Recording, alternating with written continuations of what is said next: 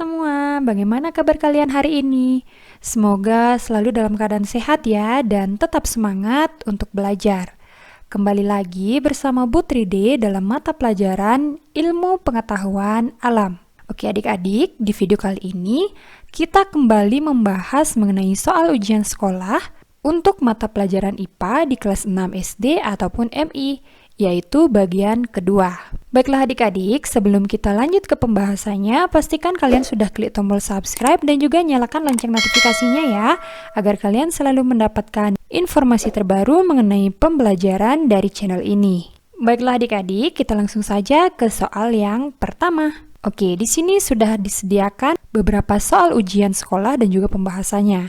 Nah, di mana soal-soal ini dihimpun dari soal-soal ujian yang keluar pada tahun-tahun sebelumnya. Oke adik-adik, kita mulai saja dari soal yang nomor 1.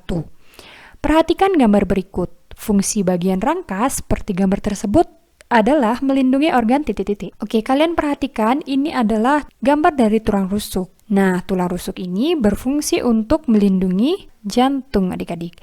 Nah, sehingga jawabannya adalah D. Kemudian kita lanjutkan ke soal yang nomor 2. Perhatikan gambar berikut. Fungsi X yang ditunjukkan oleh gambar adalah, oke, kita perhatikan. Adapun bagian yang ditunjukkan itu adalah yang ini anak-anak. Kira-kira gambar ini gambar apa? Iya, tepat sekali. Ini adalah gambar lambung. Nah, sehingga fungsi dari lambung yaitu kita cek dari option A, membusukkan sisa-sisa makanan. Nah, jadi bagian organ tubuh yang membusukkan sisa-sisa makanan itu adalah usus besar. Kemudian yang B, mencerna sari-sari makanan. Nah, ini adalah fungsinya dari usus halus. Kemudian berikutnya yang C yaitu menawarkan racun pada makanan. Ini adalah fungsi hati. Kemudian yang D yaitu mengasamkan makanan dan membunuh kuman. Nah, ini adalah fungsi dari lambung. Oke, berarti jawaban yang paling tepat itu adalah yang option D ya. Fungsi lambung itu adalah mengasamkan makanan dan juga membunuh kuman. Di mana makanan ini diasamkan dengan bantuan asam klorida atau HCl yang ada di dalam lambung. Seperti itu anak-anak. Oke, kemudian kita lanjutkan ke soal yang nomor 3. Perhatikan gambar berikut. Fungsi bagian organ peredaran darah yang ditunjukkan oleh angka 2 adalah, oke, kalian perhatikan gambar di sini yang ditunjukkan angka 2 itu adalah bagian yang ini anak-anak. Sebelum kita membahas fungsi bagian organ yang nomor 2, kita bahas dulu nama-nama organ yang ada di gambar ini. Nah, bagian organ yang nomor 1 ini yaitu bilik kiri anak-anak. Nah, jadi yang nomor 1 ini adalah bilik kiri. Kemudian gambar nomor 2 ini adalah betul sekali yaitu bilik kanan. Kemudian selanjutnya yang ketiga pada bagian ini adalah ya tepat sekali yaitu serambi kanan. Dan yang nomor 4 ini yaitu serambi kiri, betul sekali. Nah, jadi organ yang ditunjukkan oleh gambar itu adalah bilik kanan. Fungsi dari bilik kanan yaitu memompa darah yang kaya akan karbon dioksida ke paru-paru. Sehingga jawaban yang paling tepat itu adalah yang A, betul sekali ya. Nah, kemudian kita lihat option yang B, menerima darah yang kaya oksigen dari paru-paru, itu adalah fungsi dari, ya tepat, serambi kiri. Kemudian, menerima darah kotor dari seluruh tubuh, merupakan fungsi dari serambi kanan. Kemudian selanjutnya, memompa darah bersih ke seluruh tubuh, itu adalah fungsinya dari bilik kiri. Oke, jadi seperti itu anak-anak. Kemudian kita lanjutkan ke soal yang keempat. Perhatikan gambar berikut. Urutan peredaran darah yang mengandung karbon dioksida pada gambar ditunjukkan oleh nomor titik-titik. Oke, perlu Putri diingatkan bahwasanya darah yang berwarna biru ini adalah darah yang kaya akan CO2, sedangkan darah yang berwarna merah ini adalah darah yang banyak mengandung O2 atau oksigen. Sehingga darah yang banyak mengandung CO2 yang ditunjukkan oleh pada gambar adalah bagian yang ada di sebelah kiri ini anak-anak. Yaitu ada pada nomor 8, kemudian 1, kemudian 3, kemudian 9, dan 5. Sehingga jawaban yang paling tepat itu adalah yang C. Oke, kemudian kita lanjutkan ke soal yang nomor 5. Perhatikan gambar berikut. Bagian organ pernafasan yang berfungsi untuk mengatur suhu kelembaban udara ditunjukkan oleh nomor Sebelum kita membahas organ yang berfungsi untuk mengatur suhu dan kelembapan, kita berikan nama dulu organ-organ yang ditunjukkan. Oke, yang nomor 3 ini adalah, iya benar sekali, ini adalah rongga hidung. Kemudian selanjutnya gambar yang nomor 1 ini adalah tenggorokan, betul sekali. Kemudian gambar yang nomor 4 itu adalah, iya, bronkus. Kemudian gambar nomor 2 ini adalah alveolus, betul sekali. Jadi, ini adalah bagian-bagian dari sistem pernapasan pada manusia. Nah, kita perhatikan pertanyaannya, yaitu yang ditanyakan yang berfungsi mengatur suhu dan kelembapan udara itu ditunjukkan oleh gambar nomor, iya betul sekali, yaitu gambar nomor 3, sehingga jawaban yang paling tepat itu adalah yang C. Kemudian kita lanjutkan ke soal yang nomor 6. Perhatikan gambar berikut. Kegiatan seperti pada gambar memanfaatkan gaya titik-titik. Oke, kalian perhatikan di sini adalah ada 2 orang yang sedang mendorong gerobak. Nah, sehingga gaya yang diperlukan untuk mendorong sebuah gerobak ini agar berpindah tempat yaitu dibutuhkan gaya otot. Nah, selain gaya otot juga diperlukan gaya gesek, yaitu pergesekan antara permukaan jalan dan permukaan roda ini. Nah, sehingga selain gaya otot diperlukan juga adanya gaya gesek, sehingga jawaban yang paling tepat itu adalah yang A, anak-anak. Oke, kemudian kita lihat option yang B. Di sini ada gaya otot benar, tapi ada gaya magnet, jadi tidak memerlukan gaya magnet. Kemudian yang C ada gaya gesek benar, tetapi di sini ada gaya pegas. Gaya pegas tidak dipergunakan dalam kegiatan di atas. Kemudian di sini juga ada gaya gravitasi, benar membutuhkan gaya gravitasi, tetapi tidak membutuhkan gaya pegas, sehingga jawaban yang paling tepat itu adalah yang A. Kemudian kita lanjutkan ke soal yang nomor 7. Perhatikan gambar berikut. Kegiatan pada gambar tersebut membuktikan bahwa gaya dapat mengubah titik-titik. Oke, kita perhatikan pada gambar ini anak-anak. Ada seseorang yang memukul batu menjadi bentuk-bentuk yang lain. Nah, sehingga kegiatan ini membuktikan bahwa gaya itu dapat diubah bentuknya anak-anak. Sehingga yang paling tepat jawabannya itu adalah yang C. Kemudian kita lanjutkan ke soal yang nomor 8. Perhatikan gambar berikut. Berdasarkan gambar tersebut, alat-alat yang saat digunakan memiliki perubahan energi yang sama, yaitu, oke, yang pertama di sini ada solder listrik, anak-anak, yaitu perubahan energi listrik menjadi energi panas. Nah, di sini kita lihat ada kipas angin, yaitu dari energi listrik menjadi energi gerak. Kemudian ini ada oven. Oven itu adalah perubahan energi listrik menjadi energi panas.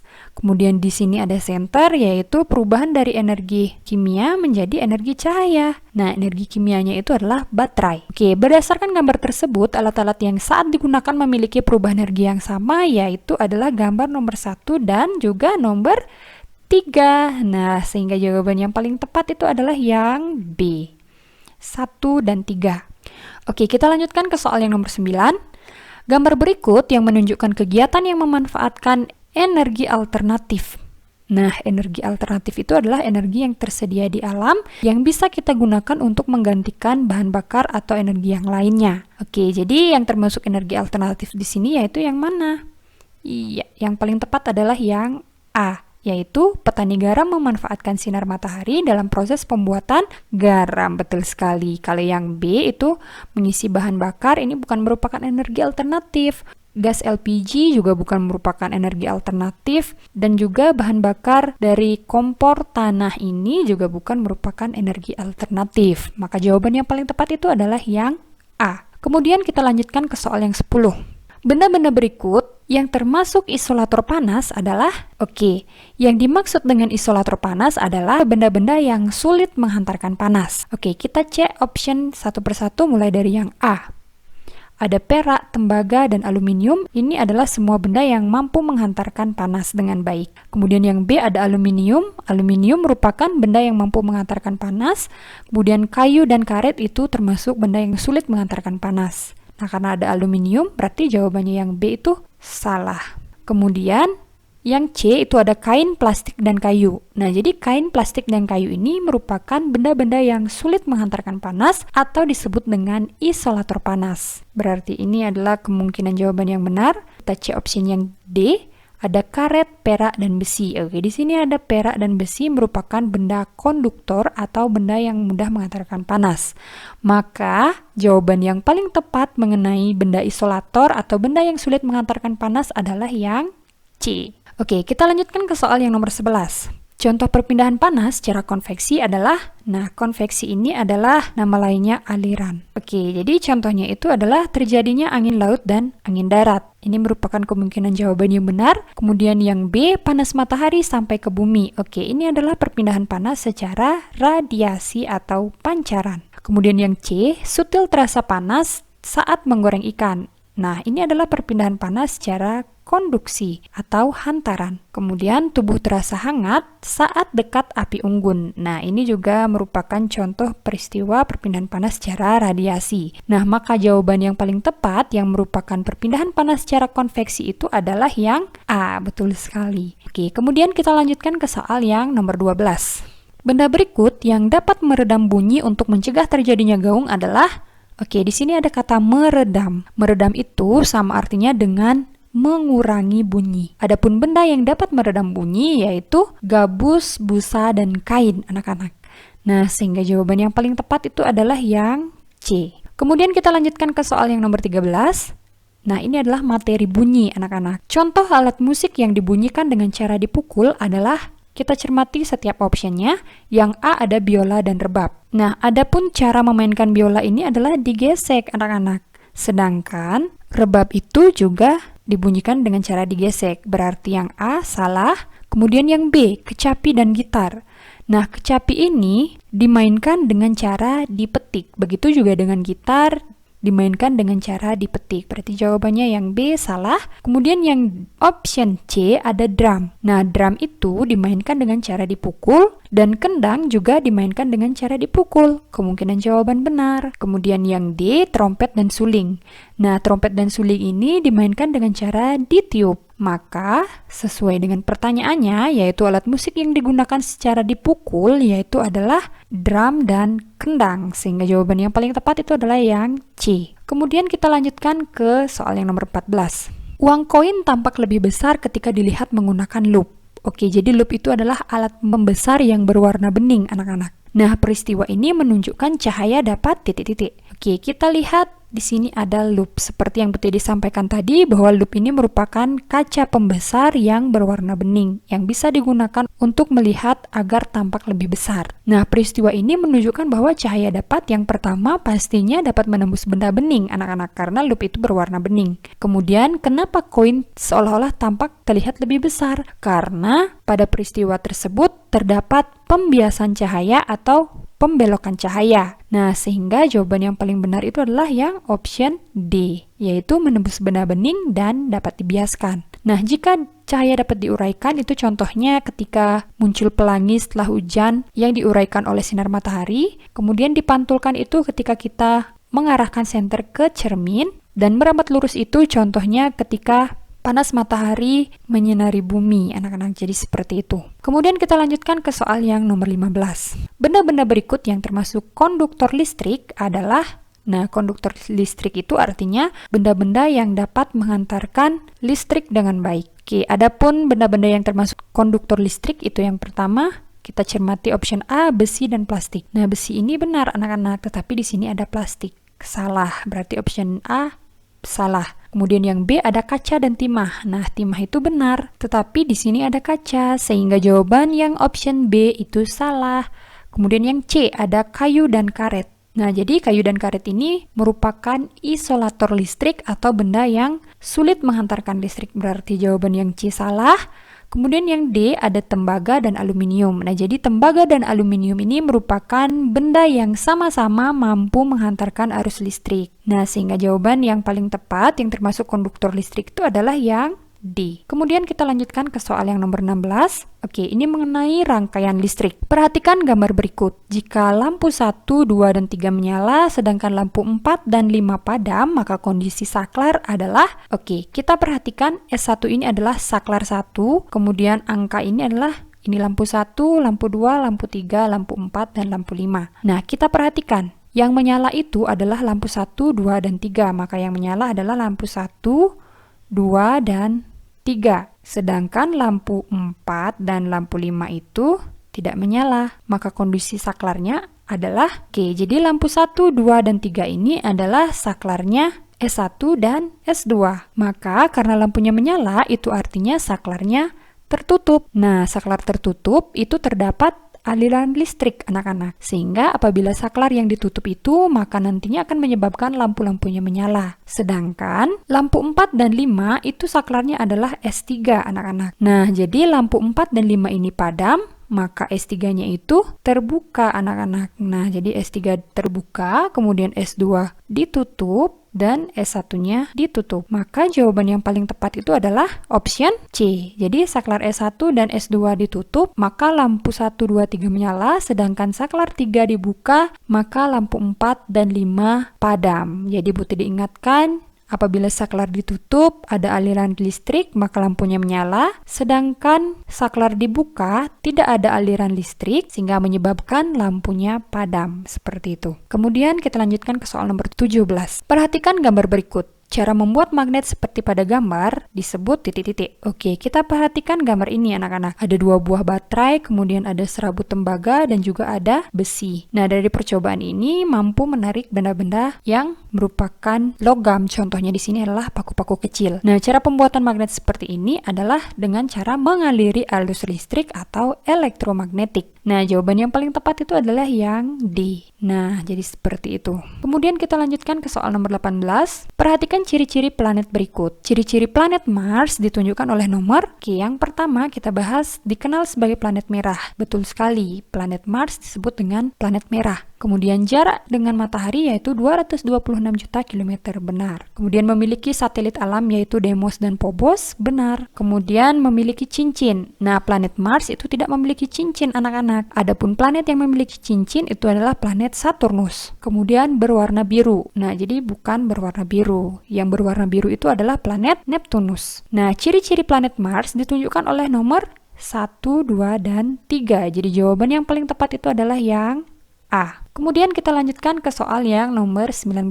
Oke, perhatikan gambar berikut. Nah, ini ada gambar A, kemudian gambar B. Persamaan peristiwa yang ditunjukkan oleh gambar A dan gambar B adalah, oke, di sini ada matahari, ini bumi, dan ini bulan. Kemudian ini matahari, ini bulan, dan ini bumi. Option yang A, bulan, bumi, dan matahari berada pada satu bidang datar. Yang pertama ini salah anak-anak, karena kedudukan posisi antara matahari, bumi, dan bulan itu satu garis lurus, tetapi jika yang ini bulan yang ada di tengah-tengah, tapi gambar yang ini bumi yang ada di tengah-tengah. Kemudian yang B, bumi, bulan, dan matahari berada pada orbit yang sama, juga salah. Jadi antara matahari, bulan, dan bumi itu memiliki orbit yang berbeda. Kemudian yang C, cahaya matahari terhalang oleh objek lain. Kita cermati gambar yang A, ya benar bahwa cahaya matahari terhalang oleh bumi. Dan gambar yang B itu cahaya matahari terhalang oleh bulan. Jadi ada kemungkinan jawaban yang benar yang C. Kemudian berada di daerah bayangan matahari. Jadi bukan berada pada daerah bayangan matahari. Sehingga jawaban yang paling tepat itu adalah yang C. Jadi cahaya matahari terhalang oleh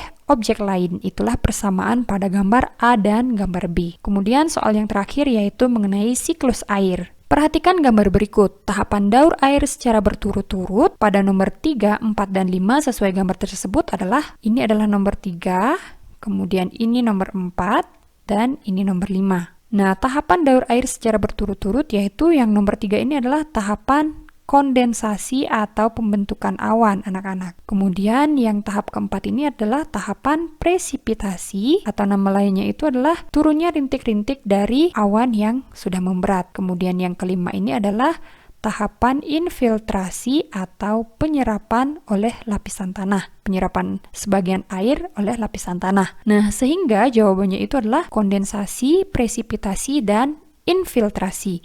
Jadi jawaban yang paling tepat itu adalah option yang D. Nah, di sini ada evaporasi. Evaporasi itu artinya penguapan. Jadi pada gambar ditunjukkan oleh yang nomor 2. Kemudian ada transpirasi, yaitu penguapan yang berasal dari butiran-butiran air yang ada di tumbuhan. Nah, jadi jawaban yang paling tepat itu adalah yang D. Baiklah anak-anak, jadi demikian yang bisa BTD sampaikan mengenai soal dan pembahasan soal untuk latihan ujian sekolah yang bisa BTD sampaikan. Semoga apa yang BTD sampaikan dapat bermanfaat dan dapat dengan mudah kalian pahami. Nah, jika video ini bermanfaat, jangan lupa untuk like, komen, dan juga share video ini sebanyak-banyaknya agar semakin banyak teman-teman kalian yang mengetahui penjelasan mengenai soal-soal ujian sekolah ini. Dan jangan lupa juga untuk klik tombol subscribe dan juga nyalakan lonceng notifikasinya ya, agar kalian selalu mendapatkan informasi terbaru mengenai pembelajaran dari channel ini.